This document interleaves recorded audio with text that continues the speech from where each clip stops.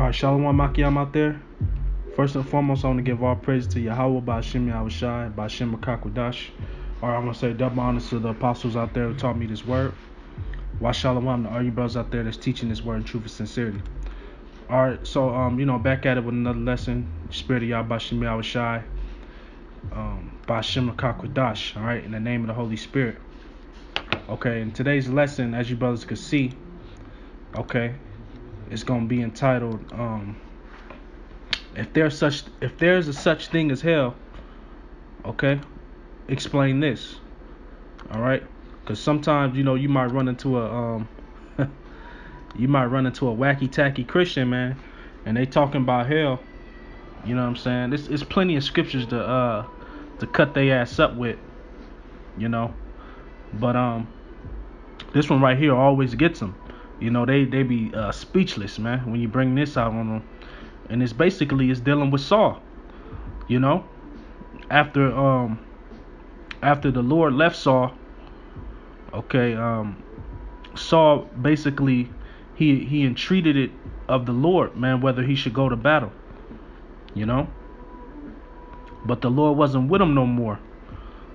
So what the Lord did was, what Saul did was, he seeked a familiar spirit, basically a witch, you know what I'm saying, to get Samuel to come to him, and what Samuel told him is basically, look, man, you about to be in paradise with me, man. You know what I'm saying?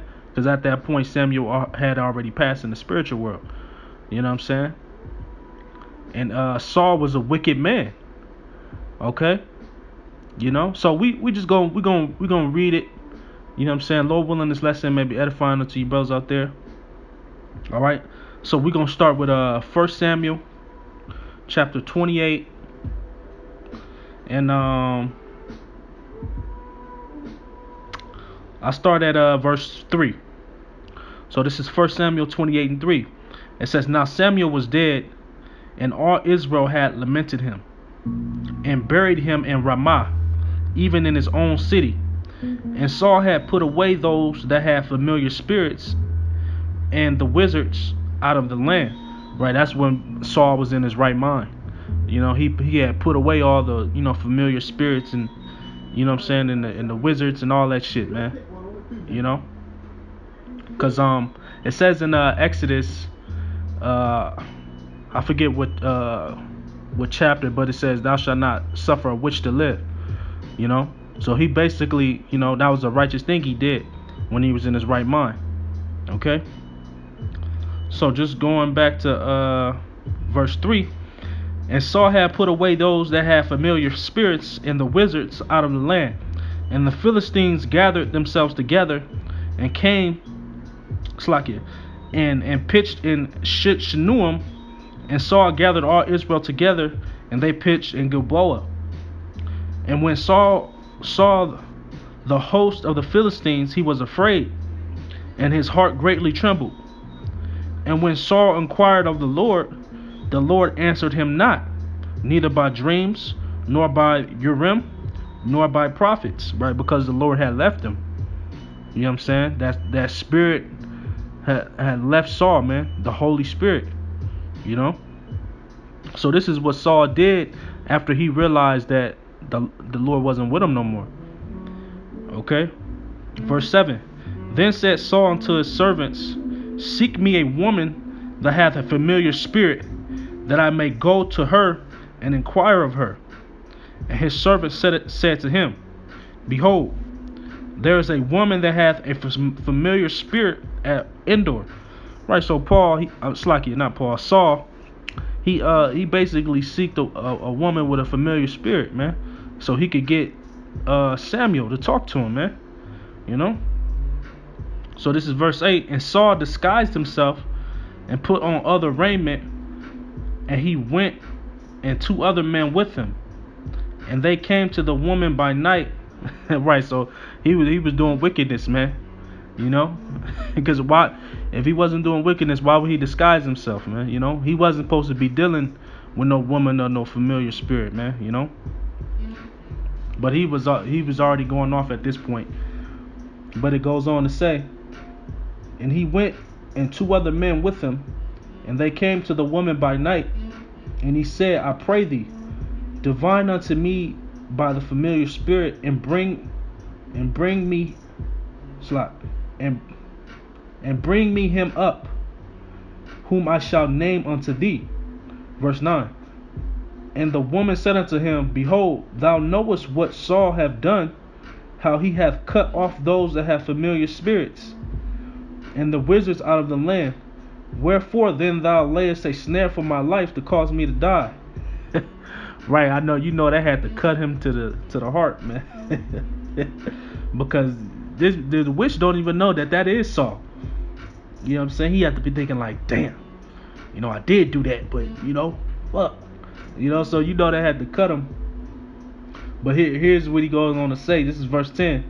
It says, And Saul sware to her by the Lord, saying, As the Lord liveth, there shall no punishment happen to thee for this thing. Then said the woman, Whom shall I bring up unto thee? And he said, Bring me up Samuel. And when the woman saw Samuel, she cried with a loud voice. And the woman spake to Saul, saying, Why hast thou deceived me? For thou art Saul. Right, so she figured out, man, you are Saul. And then it says, And the king said unto her, Be not afraid, for what sawest thou? And the woman said unto Saul, I saw gods ascending out of the earth. And he said unto her, What form is he of? And he said, An old man cometh up, and he is covered with a mantle. And Saul perceived that it was Samuel.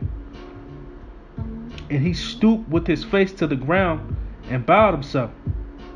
Verse 15, And Samuel said to Saul, Why hast thou disquieted me? So this is what Samuel said, coming from the spiritual realm, man. He said, Why hast thou disquieted me, man? Because at that point Samuel was at rest. When you at rest in the spiritual realm, man, you know what I'm saying? You ain't trying to get woken up for nothing. Come back down here, man. Because this is the place of judgment. So he's saying, Why hast thou disquieted me, man? So it says, So why hast thou disquieted me to bring me up? And Saul answered, I am sore distressed, for the Philistines make war against me, and the Most High has departed from me, and answereth me no more, neither by prophets nor by dreams. Therefore have I called thee, that thou mayest make known unto me what I shall do. This is what Samuel said to him. Verse 16. Then said Samuel, Wherefore then dost thou ask of me, seeing the Lord is departed from thee, and is become thine enemy? Right, so if the Lord is your enemy, man, what is Samuel going to do for you? What am I going to do for you? That's basically what Samuel's saying. If the Lord is your enemy. Alright. And then it goes on to say, verse 17, And the Lord hath done to him as he spake by me.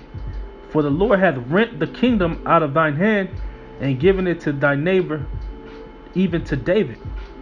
Because thou obeyedest not the voice of the Lord, nor executest his fierce wrath upon Amalek. Therefore hath the Lord done this thing unto thee this day. Verse 19, Moreover the Lord will also deliver Israel with thee into the hand of the Philistines. And tomorrow shalt thou and thy sons be with me. The Lord also shall deliver the host. The Lord also shall deliver the host of Israel into the hands of the Philistines. Right, so that was the point in verse 19. It says, Moreover the Lord will also deliver Israel with thee into the hand of the Philistines, and tomorrow thou and thy sons shall be with me. So there you go, man. If there's a such thing as hell, why is Saul, a wicked man, gonna be with Samuel, man? Because when you read on in the story, that's exactly what happened. Saul was put to death, man. By suicide. He committed suicide, but he was put to death though. You know, and he was in paradise with Samuel. Now Samuel was a righteous man. Okay. And Saul was a wicked man. Okay, so if there was a such thing as hell, why didn't Saul go? Why is he going to where Samuel is, man? It said the Lord departed from him. So he was a wicked man. It's because there's no such thing as hell, man. All go into one place. Okay, now let me get that in Ecclesiastes, man. Right? Because it tells you that, man. Matter of fact, let me just look it up right here.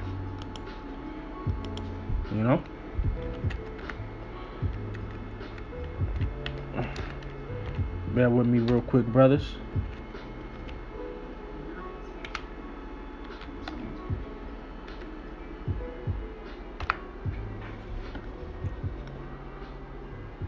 So this is Ecclesiastes chapter 3 verse 20.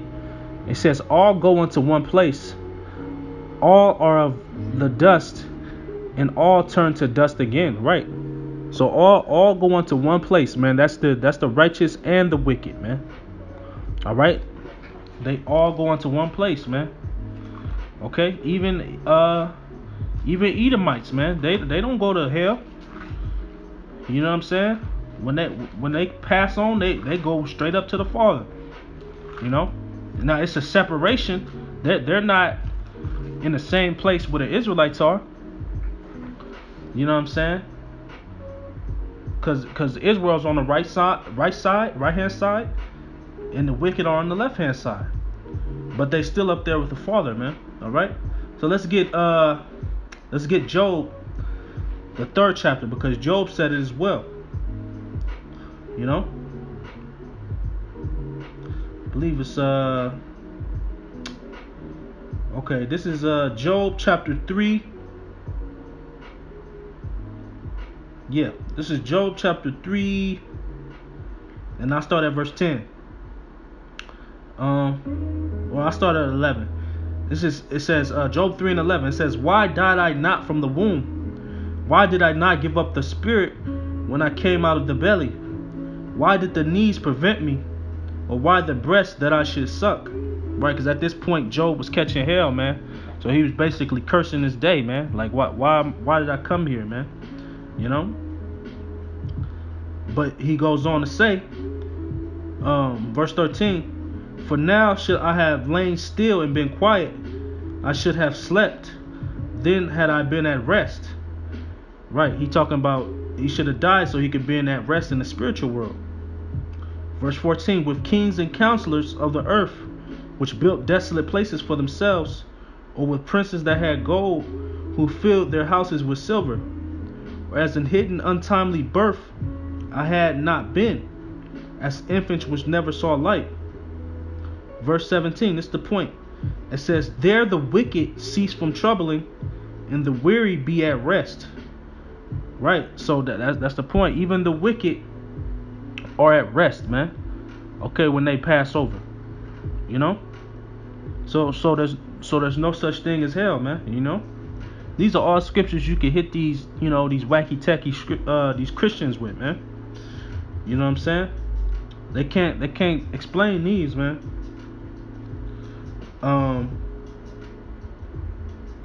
Verse 18, it says, there the prisoners rest together, they hear not the voice of the oppressor.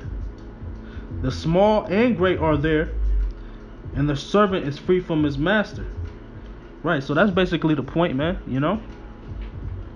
All going to one place, man. The wicked and the righteous, man. So that point right there is crucial because Saul, he was a wicked man, but he still went up there with Samuel, who was in paradise and was at rest. Okay, Job said he should have been at rest, and Samuel said, why dost thou disquiet me from my rest? Okay, that lets you know that we're talking about the spiritual world. You know. All right, so that's pretty much the lesson, brothers. All right, just quick hit.